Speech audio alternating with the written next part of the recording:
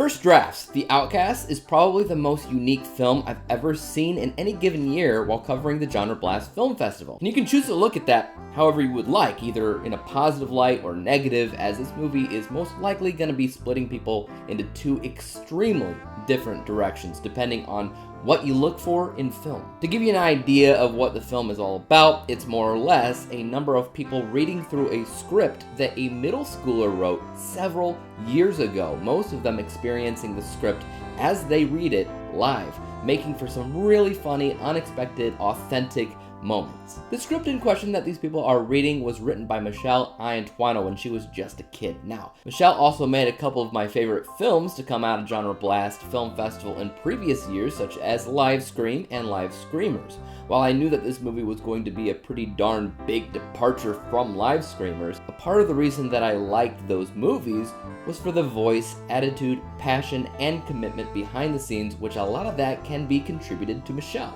I've also personally spoken to her on a number of occasions, and I can attest to her just being a cool person in general. So I went into this movie cautiously optimistic, and like I said, the end result was super unique. So unique, in fact, that I'm not entirely sure what genre the movie even classifies as, but the moviedatabase.org website classifies it as documentary and comedy, so that's what we're going with. Really, it's just some people reading a script with some added sound effects, but there's so much about it that's really endearing. One of the reasons that I like Michelle is because I can relate with her as an independent filmmaker, maneuvering through blockades and hurdles to get projects done, as well, apparently, as wanting to get into the business from a young age. This movie has a handful of really old, possibly VHS footage of Michelle as a kid talking about her script, The Outcasts, which just reminded me of the movies that I made on VHS with my brothers that as I got older only inspired me to think bigger and more seriously about the craft. So I definitely respect the history behind what this movie's all about.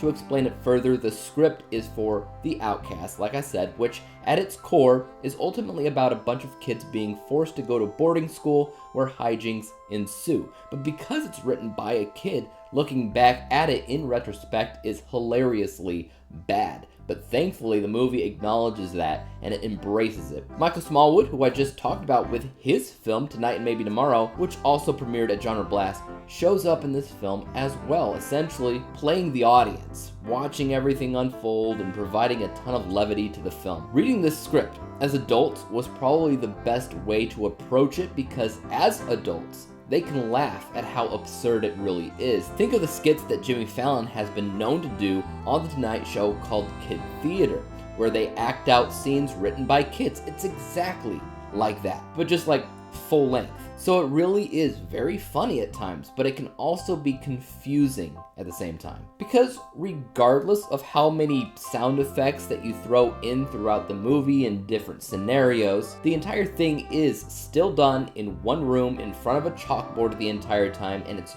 pretty darn hard to get invested into the story enough to always understand what's going on when the scenery doesn't really change. Even Michael Smallwood, as the audience, makes note about how difficult it is sometimes to tell when there has been a scene change, or a time jump even. One scene is suddenly weeks after the last, and there's no visual cue. Yes, it's written by a kid, who probably didn't think about these things, but that's despite the point. The point is, it's hard to decipher when these things occur, which makes following the narrative hard to do, and most importantly, makes clicking with the jokes that much harder as well.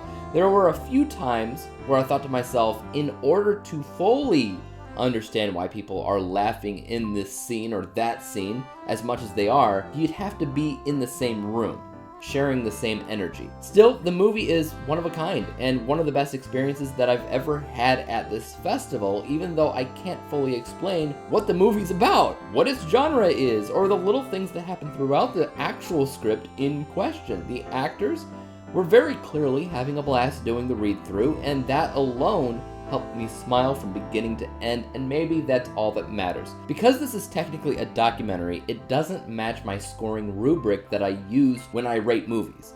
But if it did, it would likely score somewhere around 69%, I'm thinking, or a C+ letter grade. But what about you guys though? Have you seen First Drafts, The Outcast? What are your thoughts about this movie? Do you love it? Do you hate it? Were you entertained? Were you bored? Let me know in the comment section down below. And as for YouTube, you guys know what to do. Hit the like, subscribe button, and bell to be notified when I come out with my next review for GenreBlast. And until then, peace out.